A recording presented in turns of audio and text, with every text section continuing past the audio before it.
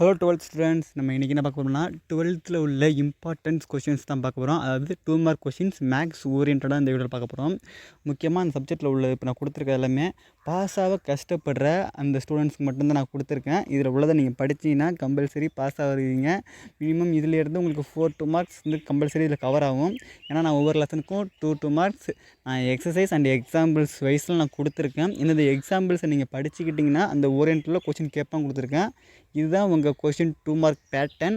இதை நீங்கள் வந்து நல்லா ப்ரிப்பேர் பண்ணி பாருங்கள்.